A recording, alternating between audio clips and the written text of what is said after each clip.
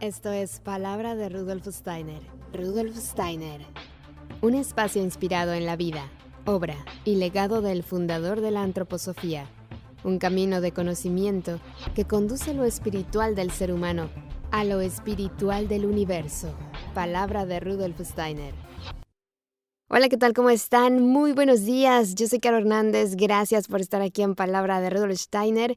Y estoy muy contenta de darle la bienvenida al primer programa del 2022. Muchas gracias por seguirnos acompañando y ojalá que este año nos traiga mucho más conocimiento, muchos más maestros para que sigamos creciendo juntos y aprendiendo muchísimo más. Así que le doy la bienvenida también a mis invitados del día de hoy. Ella es Diana Tesari, que es maestra Waldorf, arteterapeuta Hauschka, psicóloga social, muñecoterapeuta, representante y coordinadora de Pedagogía de Emergencia España, docente internacional de la Formación Avanzada de Pedagogía de Emergencia y directora de la Formación Intermedia en Pedagogía de Emergencia, y también a Guillermo Meaya, quien es especialista en comunicación, ha trabajado en la radio de Argentina y España, fue director de televisión más de 20 años, dirigió más de 100 documentales, unos cuantos comerciales y 2 largometrajes. Ha publicado 5 libros, fue profesor en las universidades de Palermo, El Salvador y Santiago de Compostela, se formó como maestro Waldorf, coach y cuentacuentos, y es voluntario en Pedagogía de Emergencia y profesor en las formaciones intermedia y avanzada de Pedagogía de Emergencia en Iberoamérica y el Caribe. Así es que les doy la bienvenida a los dos. Muchas gracias por aceptar esta invitación. Bienvenidos a Palabra de Rudolf Steiner. ¿Cómo están? Muy bien, muchas gracias otra vez, Caro, por recibirnos en el programa y contentos de estar cerrando este año junto con ustedes. Pues sí, así es. Estamos contentos, ya casi conocemos la casa de memoria. Pues yo también muy contenta de tenerlos aquí porque estaba recordando la charla que tuve con Diana hace 10 meses. Hablábamos de la pedagogía de emergencia, de cómo nació, de cómo surgió. Y veo todo lo que ha pasado, ¿no? Y cómo estamos ahora, qué estamos viviendo, o sea, cómo nos encontramos psicológicamente. Y entonces pienso realmente la pedagogía de emergencia como herramienta para salir de esto, porque las palabras de Diana eran: los adultos necesitamos herramientas para estabilizarnos emocionalmente, sobre todo para proteger a la infancia, ¿no? A la hora de transmitirle esta información, este conocimiento de lo que estamos viviendo, cómo se los explicamos, quién se los dice, con qué actitud, de qué manera. Entonces, pues me gustaría que nos compartieran esa parte de pedagogía de emergencia como herramienta. Nadie nos ha enseñado nunca cómo controlar nuestras emociones, cómo manejar este tipo de situaciones. Entonces, ¿qué herramientas nos trae la pedagogía de emergencia? En realidad, lo cierto es que hasta la Primera Guerra Mundial no se había identificado como vivencia el trauma. Era desconocido y esto no tiene muchos años. Pero lo vertiginoso de estas épocas del mundo hace que en este momento la situación traumática conviva de manera cotidiana con todos nosotros y aún no tengamos la posibilidad de decodificarla con claridad. Entonces, a lo mejor para poder hablar de herramientas tendremos que situar qué significa el trauma, porque en la medida en que no lo reconozcamos, no nos asumimos en situación traumática y Uh-huh. no podemos recorrer el camino que nosotros y muchos otros lo llamamos psicohigiénico, Uh-huh. para poder luego pensar en adquirir herramientas y pensar en poder aplicarlas. Y Uh-huh. fundamentalmente, la situación traumática es una situación que irrumpe de manera inesperada en la vida de un ser humano o de una comunidad. En este momento estamos viviendo una situación traumática a nivel mundial, pero Uh-huh. irrumpe disruptivamente, produce una cantidad de efectos y uno de ellos es el quebrar la continuidad de la línea biográfica. ¿Esto qué quiere decir? Que la vida tal y como la entiendo dejó de tener el sentido que tenía para cada ser humano. o para cada comunidad y para cada comunidad. Entonces, lo que nosotros observamos desde el marco de la pedagogía de emergencia, en especial en esta época, y en esta época de una pandemia que se recicla a sí misma, es que no tenemos la posibilidad de percibirla como una situación de trauma. La vamos integrando en la vida cotidiana a medida que ocurre y en la velocidad y los cambios que trae, pero no la reconocemos. Estoy hablando de fundamentalmente nosotros los adultos.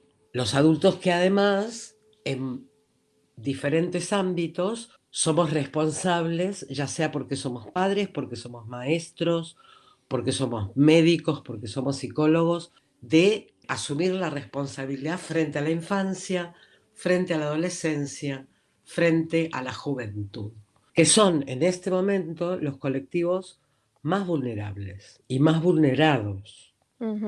Es verdad lo que dices, porque, bueno, algunas veces me sorprenden los comentarios, ¿no? Cuando dicen que los jóvenes que no siguen las reglas y bueno, se nos olvida que son jóvenes, que todos tuvimos novios, que todos queríamos estar con nuestros amigos, o sea, esa parte que, no sé, como que nos están conduciendo a una vida complicada, ¿no? Tenemos que encajar ahora en un sistema social distinto y nos está costando mucho trabajo. Entonces, esta parte que tú dices, bueno, a lo mejor no soy capaz de detectar el trauma, pero estoy ansioso, ¿no? Algunas veces nos cuesta respirar o estoy histérico, neurótico. Y entonces aquí pienso, en la pedagogía de emergencia me da herramientas a mí, aunque yo no sea pedagogo, aunque yo no lo vaya a llevar a cabo en ningún trabajo, pero que lo pueda implementar, herramientas que pueda implementar en mi familia o en mí, ¿no? Para por lo menos conducirme mejor, o esa no es la herramienta que me pueda servir. Yo creo que esto creo que lo hablábamos también en la entrevista pasada, ¿no? Yo cuando conocí la pedagogía de emergencia, que de esto ya hace más de 5 años, y que me dediqué a profundizar en este tema como centro, ¿no? de mi labor personal y profesional, sabía que iba a ser que era una herramienta de futuro, pero no me imaginé que el futuro estaba tan cerca. Claro. Se veía, digamos, que las situaciones traumáticas iban incrementándose, que iba siendo cada vez más necesario, pero digamos, en 2020 la pandemia ha puesto en valor lo que es este trabajo que hasta hoy lo veníamos llamando de pedagogía de emergencia, en este momento ya se está reformulando como pedagogía de emergencia y pedagogía del trauma. Porque como se están estableciendo parámetros más estables, lamentablemente, más críticos, digamos, o más crónicos, vemos que en muchos lugares ya estamos hablando de una pedagogía del trauma, de traumas crónicos. Especialmente lo vemos en América Latina, lo vemos en África, digamos, en Asia. Hay lugares donde esto ocurre y viene ocurriendo y sigue ocurriendo. Donde ya no podemos hablar de una emergencia, porque la cualidad de una emergencia es esto mismo. Irrumpe, ocurre, produce una sintomatología que se puede llegar a regular. Ya estamos hablando de situaciones que se pueden ir cronificando.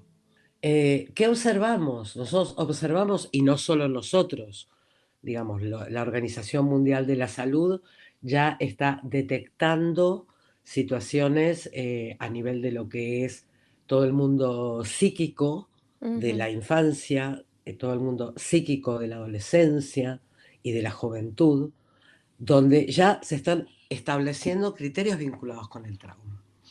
¿Qué herramientas nos puede traer la pedagogía de emergencia?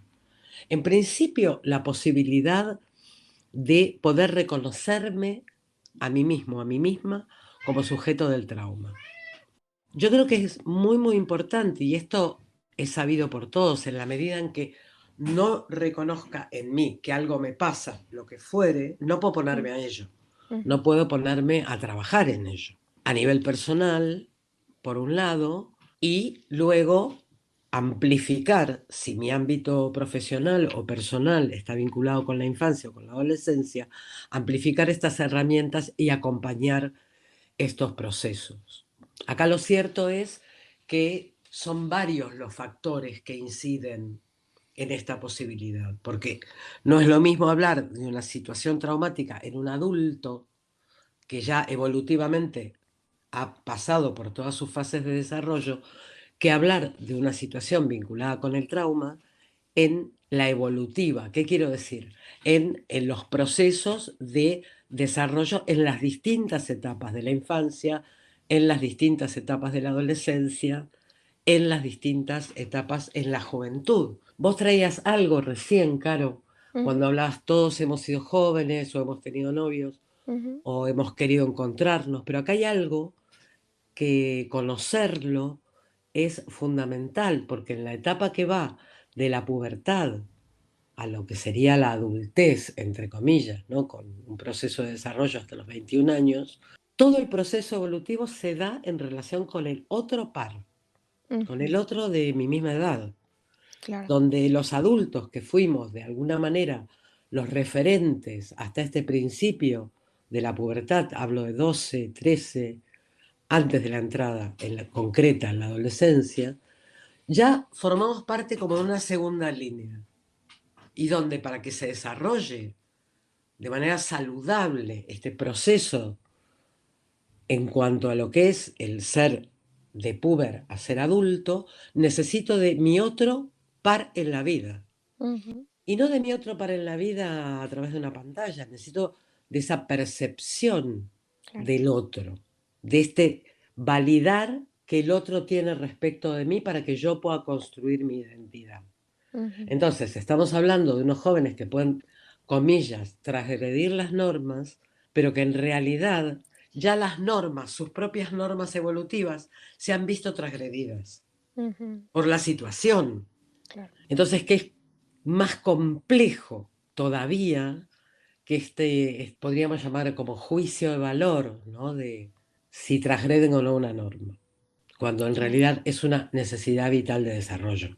Exactamente. Entonces yo creo que la situación de tener o no tener herramientas también pasa por varios lugares. Uno es poder conocer qué ocurre en las diferentes etapas evolutivas, desde el bebé y la diada mamá-bebé, desde este bebé que crece y que necesita vincularse con el mundo a través de la experiencia, a través del hacer en el mundo y en el mundo en relación con otros, de este bebé que se transforma en niño pequeño y que se transforma en niño ya de lo que podemos llamar de primaria, de este niño de primaria que se transforma en puber. Todas estas etapas tenemos que conocerlas para saber cómo inciden este tipo de situaciones en el desarrollo de los niños.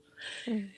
En principio, y esto lo sabemos, los niños son muy buenos, muy obedientes Sí. y por amor son capaces de renunciar a Sí. sus propias necesidades. Ujú. Que suena duro, pero que es real. Sí. Entonces, en este momento, la mayor parte de las necesidades que tienen los niños, las niñas, los pobres, los adolescentes, los jóvenes, no están podido ser respetadas. Ujú. Porque la situación sociosanitaria y el tratamiento de esa situación no lo está permitiendo. Entonces, si hablamos de herramientas, la primer gran herramienta es el conocimiento.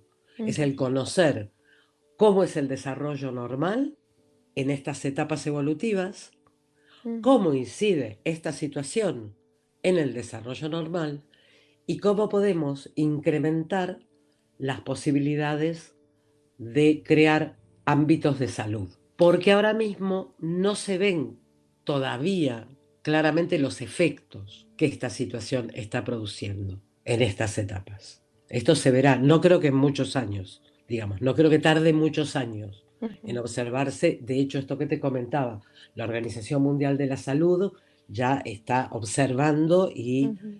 están trabajando estadísticamente parámetros vinculados con dificultades que se ven en lo que es el mundo psíquico, digamos, de la infancia, de la adolescencia y de los jóvenes. Mm.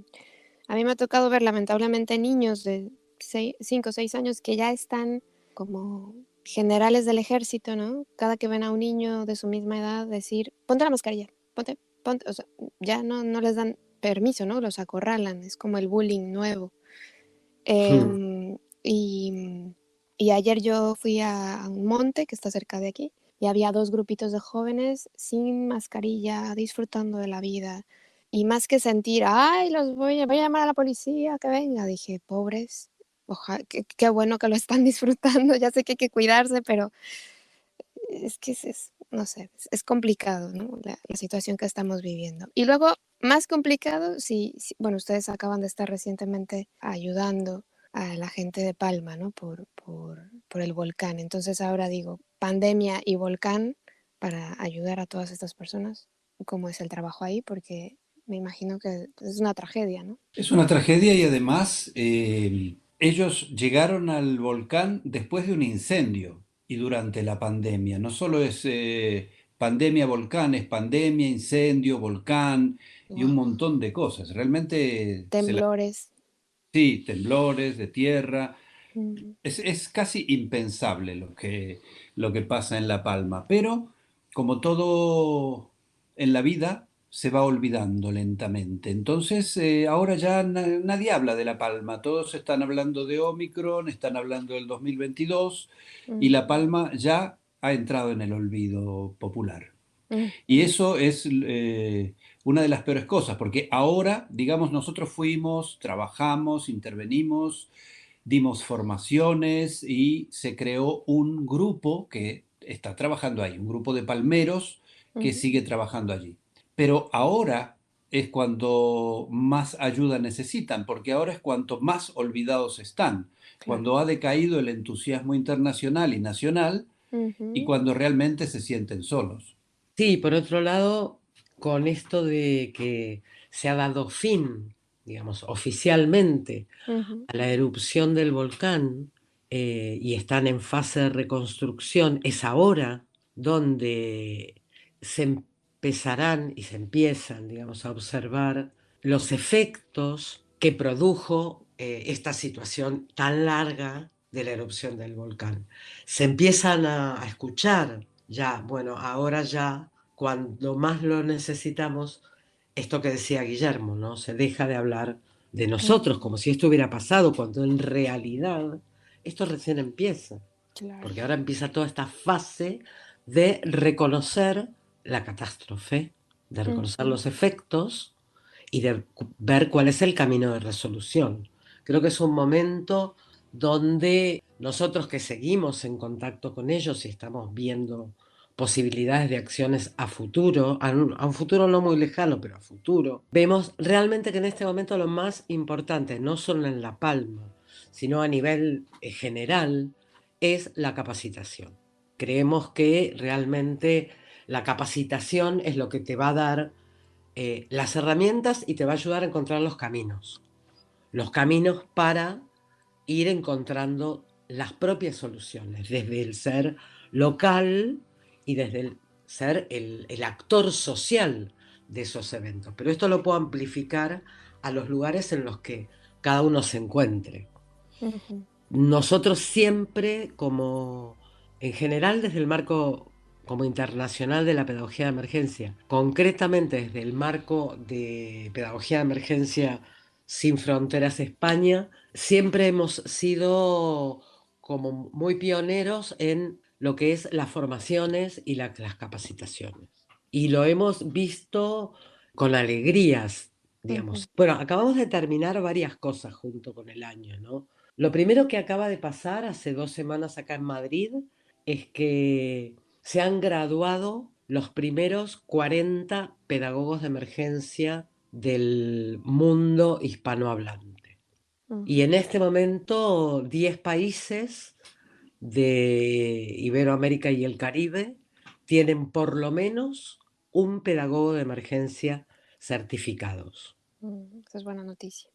Y eso es realmente muy importante. Ujú, Por otro lado, también acaba de terminar la primera edición de la formación integral de pedagogía de emergencia, que es una formación internacional de habla hispana online que ha recogido 120 alumnos de 21 países del mundo y que también están ahora en proceso de certificación. Terminó la cursada a finales de noviembre de 2021, perdón, y ahora entran en lo que sería el proceso de defender la tesis y certificar, que será en febrero, marzo 2022. Y también, como por julio 2022, 350 pedagogos de emergencia de todo Iberoamérica y el Caribe certificarán en sus respectivos países y habrá un gran evento en Medellín en julio 2022. Digamos que a lo largo de estos años, lo que sí hemos realmente constatado es que estas formaciones diferentes, de diferente magnitud, de diferente duración, en pedagogía de emergencia, son las que posibilitaron crear procesos de salud en la población en general.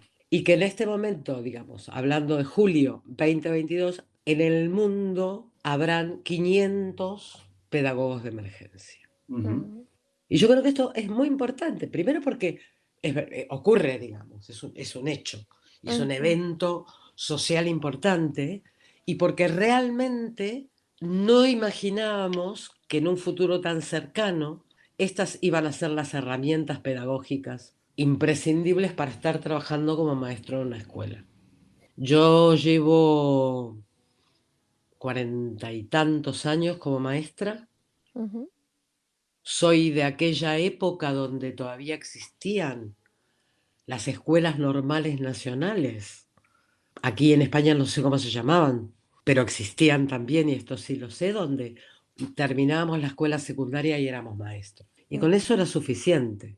Y lo que observamos ahora es que ser maestro requiere de una especialización que excede esos marcos históricos, donde realmente la situación que vivimos de desarrollo como seres humanos va requiriendo cada vez grados de especialización más sutiles. Y esto lo vemos y esto lo venimos viendo, ¿no? Yo me acuerdo cuando yo era jovencita, que haya un niño o una niña en una escuela que tuviera una dislexia era un evento que nos ponía a todos muy nerviosos.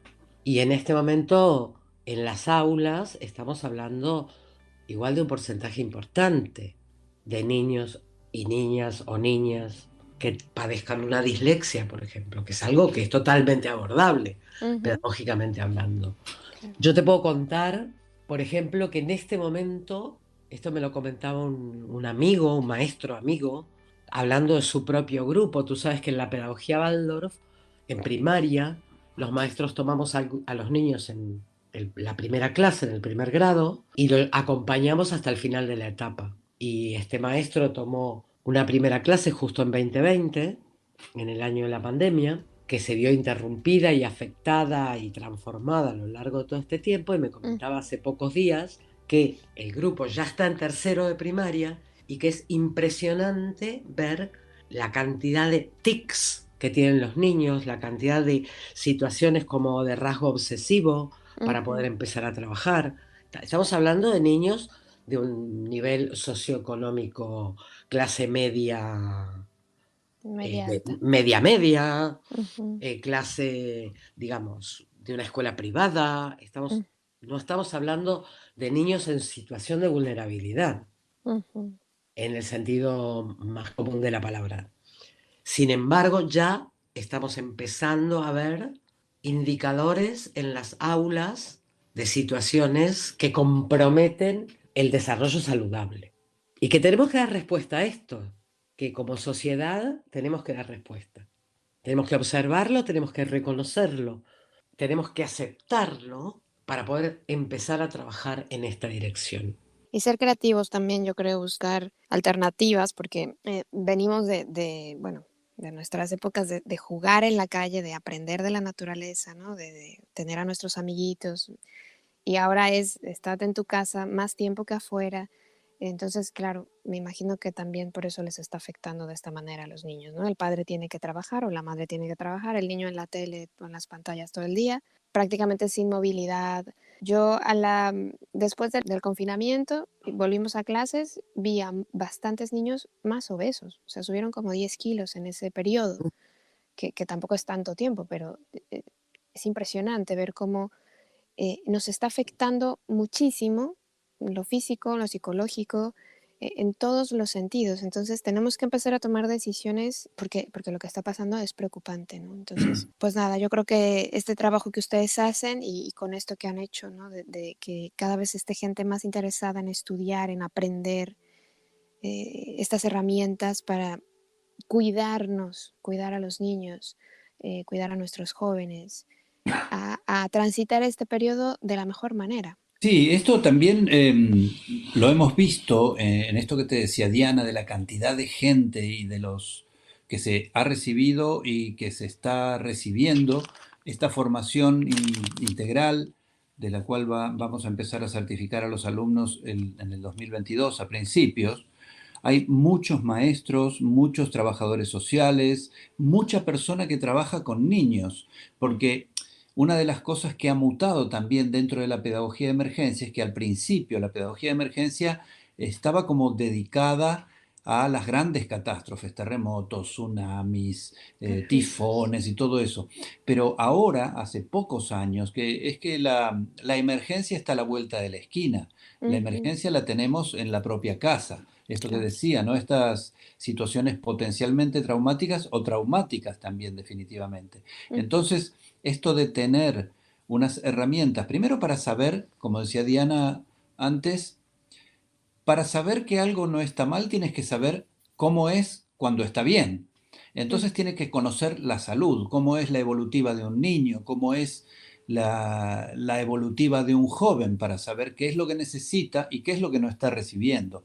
Entonces, este tipo de formaciones, la formación de pedagogía de emergencia, la formación integral, trata de eso también, ¿no? De comprender la salud y también ver qué herramientas podemos ofrecer para interactuar cuando ese marco saludable se ve trastocado también, ¿no? ujú, Por otro lado, yo hace unos años inicié una campaña, en solitario, por supuesto, contra los dichos populares que nos han hecho mal, ¿no? mm, Esto ujú, de, por ejemplo, trata a los demás como quieras que te traten a ti, eso está muy mal. Tú tienes que tratar a cada uno como necesita que lo trate cada uno, ¿no? Como necesitas tú que te traten. claro, Y lo mismo pasa con este dicho de los niños son el futuro. Los niños no son el futuro, los niños son el presente. claro. Porque si tú piensas que son el futuro, bueno, va a ser algo por llegar, ya cuando llegue ya me haré cargo y deja como una sensación de, bueno, de procrastinación también, ¿no? Los Ujú, niños son el presente, los jóvenes son el presente y ujú, tenemos que actuar con niños y jóvenes ahora mismo. exactamente. Y como dices, digo, ahora estamos pensando en lo que nos ocurre, digamos, a nivel global, ¿no? Una pandemia. Pero tampoco, por ejemplo, yo no sé qué hacer cuando me encuentro ante una niña o un niño que se les acaba de morir el padre o la madre. Mm, O sea, es algo tan fuerte. Yo no sabría qué hacer si fuera familiar mío muy cercano. No sabría cómo acompañarlo, no sabría qué decir, qué no decir, qué escuchar. O sea, son como esas herramientas que me imagino que la pedagogía de emergencia me dará también, ¿no? Para saber cómo acompañar en este tipo de situaciones. Lo que pasa también, yo lo escuchaba recién a Guille y pensaba en lo que es la cualidad de aprender de esta disciplina pedagógica, ¿no? Esta disciplina pedagógica pide, en primer lugar, que uno empiece a desarrollar un proceso personal. Ujú, Un proceso personal donde uno se descubra a sí mismo. Digamos, Rudolf Steiner hablaba siempre, ¿no? de esta frase, ¿no? Oh ujú, hombre, conócete a ti mismo. mm, Esto de poder primero conocerte a ti mismo, ver qué es lo que tienes que desarrollar en ti para luego poder acompañar a otro. ujú, No podemos acompañar si realmente no estamos nosotros muy en nuestro centro, en Ujú, nuestro eje, conociendo nuestras posibilidades, conociendo nuestras limitaciones y haciendo estos caminos, ¿no? De transformar una limitación en una posibilidad, en un ujú, proceso de desarrollo. Yo creo que esto es muy importante poder asumirlo. Podemos acompañar en tanto y en cuanto nosotros nos estemos desarrollando de manera permanente. Y este es un acto de responsabilidad y es un acto de autoeducación. Entonces, porque sobre todo en los últimos años, ¿no? Yo estoy observando que pensar en una herramienta es pensar en salir a buscar algo fuera, que está bien, que es correcto, pero que en realidad tengo que ver qué necesito, que es un poco esto que comentaba recién Guillermo, qué necesito yo desarrollar para ujú, poder acompañarte a ti. ¿Qué me pasa a mí, por ejemplo, en el ejemplo que tú traes con la muerte? ujú, ¿Qué proceso tengo que hacer yo respecto de la muerte, de mi muerte, de la muerte de mis seres queridos, de las muertes que he vivido, ujú, de las muertes que no he vivido, pero que sé que ocurrieron, de las ujú, muertes de las que se habló, de las muertes que se guardaron en secreto? Vamos, que es entrar en un tema que podríamos hacer un seminario. ujú, En realidad, este mismo amigo que me hablaba de estos alumnos, ¿no? De estas situaciones actuales con los alumnos, siempre tenía un lema, ¿no? Que él lo llamaba primero por casa. Por eso también yo voy a tirar de alguna parte de la que empecé hablando hoy. Tengo que reconocer qué es lo que me pasa como ser humano, para ponerme en camino, para poder ir a buscar mis preguntas, para ujú. poder a través de mis preguntas ir encontrando respuestas o nuevas preguntas. Por eso hablamos siempre de estos procesos de formación, de estos procesos, pero de formación que tienen esta doble vía. Este trabajo personal de la mano de una capacitación teórica y técnica para llevar esto al mundo, pero que un camino no se puede desligar del otro. No es que voy al mundo y busco fuera y aplico. No, primero tengo que pasarlo por mí Claro. y luego lo puedo llevar al mundo. Ujú, Quizás este sea un salto conceptual o un cambio de paradigma. ujú, Necesito transformarme a mí misma, necesito transformarme a mí mismo para poder comprender qué es lo que está ocurriendo, para poder reconocer cuáles son mis herramientas, las que voy construyendo, las que voy adquiriendo, las que voy integrando a mi ujú, biografía para ponerlas luego o durante al servicio del mundo. ujú. Es como un salvavidas, ¿no? Bueno, estos guardacostas o que si ellos no supieran cómo rescatar a o sea, qué hacer, cómo moverse, no podrían rescatar al otro, ¿no? Sí, obviamente es lo que dices, ¿no? Son como los vigilantes de la playa, que Ujú, antes de ser vigilantes de la playa tienen que tener un buen físico, tienen que saber nadar muy bien, claro. tienen que saber mantener la calma, Ujú, todo eso antes de tirarse al agua. Y después de tirarse al agua tienen que saber cómo agarrar a la gente para claro. no hacerla mal, Ujú, cómo forzarla a salir, porque hay algunos que no quieren salir. Si están inconscientes y están semiahogados, tienen que saber cómo sacarle el agua de los pulmones. O sea, tienen muchos saberes que tienen que hacer. En ese ujú, sentido, está bien la comparación. ujú. Por Y eso bueno, tampoco vale con el voluntarismo solamente, ¿no? Si, bueno, yo quiero ir a ayudar a la gente que está mal. Bueno, ujú, primero hay que formarse y primero hay que autoformarse también. Eso es permanente, ¿no? La autoformación y la autoeducación es un ujú. proceso permanente que no solo en el pedagogo de emergencia, tiene que ser una cosa de cualquier ser humano, por supuesto, ¿no? El autodesarrollo.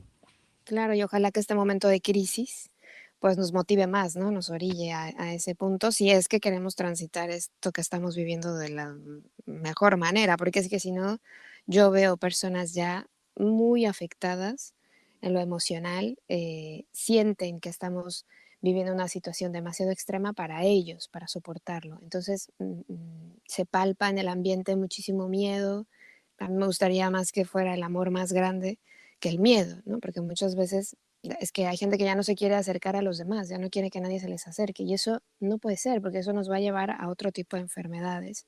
Y entonces pienso cuando nos digan, se acabó esto, pueden vivir normal, no sé si es el mismo caso que el volcán. Apenas vamos a empezar. No, no es que esté acabando, es que ahora el trabajo ya se lleva a cabo. Pero bueno, me gustaría que me contaran un poquito. Ustedes van a tener una formación de pedagogía de emergencia a partir del 2022, enero, febrero. Empezamos con la segunda edición de la formación integral de pedagogía de emergencia. Ujú, Empezamos con lo que llamamos un módulo 0, que es un módulo de introducción, el 15 de enero 2022.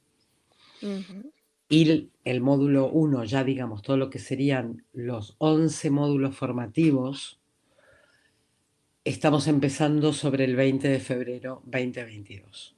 ujú, Es una formación profunda, es una formación que tiene este módulo 0, 11 módulos de capacitación y un módulo de certificación, es un total de 12 módulos, y estos 12 módulos se desarrollan a lo largo de 1 año y medio.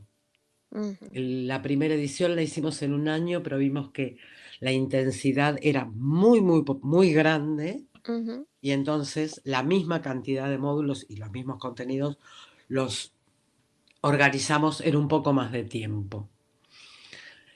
Sí, es una formación intensa, cada módulo tiene unas 22 horas de cursada, se cursa en fin de semana, Ujú, no trabajamos más de 4 horas consecutivas por plataforma, ujú, por eso usamos 3 sábados y 2 domingos, sí, consecutivos, sábado, domingo, sábado, domingo, sábado, ujú, en una franja horaria que en España es las 4 de la tarde, de 4 a 8 menos cuarto de la noche, 8 como tarde, ujú, porque es la franja que nos permite que esto pueda también aprovecharse en América Latina y el Caribe. ujú, Entonces trabajamos en esa franja y trabajamos en diferentes formatos de plataforma. Para las partes teóricas en un formato grande, digamos, más o menos suelen ser 100, 120 alumnos.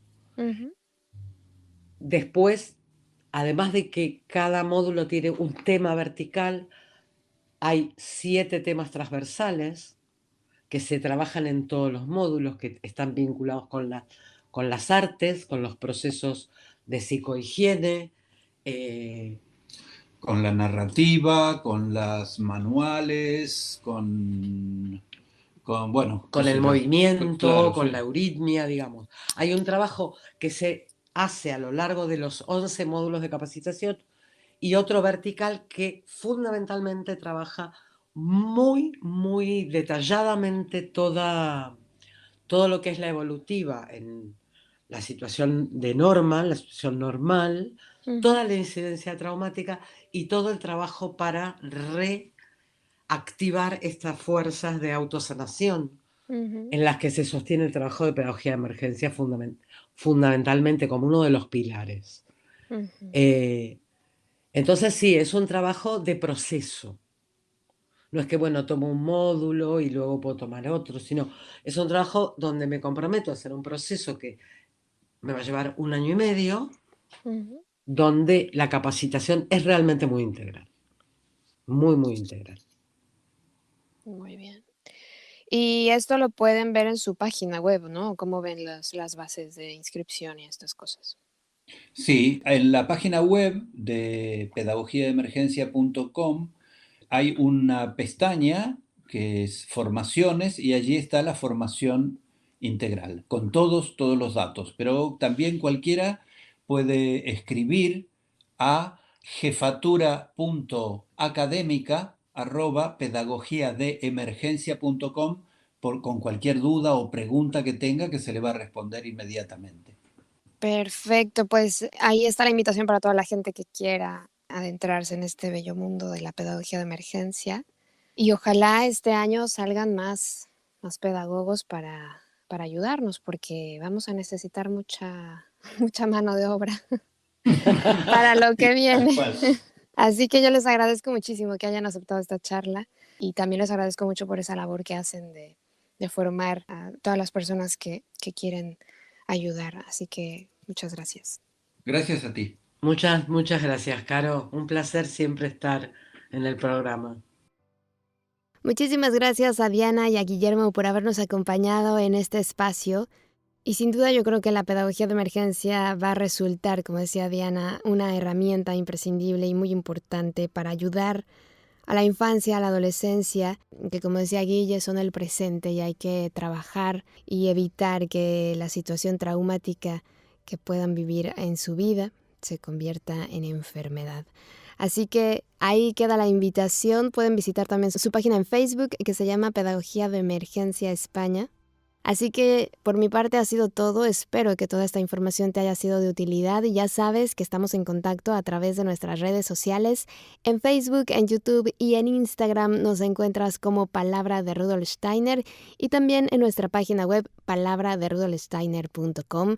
Ya sabes que contigo están mis mejores deseos, que el sol brille mucho tiempo sobre ti, que el amor te rodee siempre y que la luz que mora en ti guíe tus pasos. Si así debe ser, nos escuchamos el próximo miércoles. Yo soy Caro Hernández, gracias. Hasta la próxima. Escuchaste Palabra de Rudolf Steiner. Rudolf Steiner. Un espacio inspirado en la vida, obra y legado del fundador de la antroposofía. Un camino de conocimiento que conduce lo espiritual del ser humano a lo espiritual del universo. Palabra de Rudolf Steiner.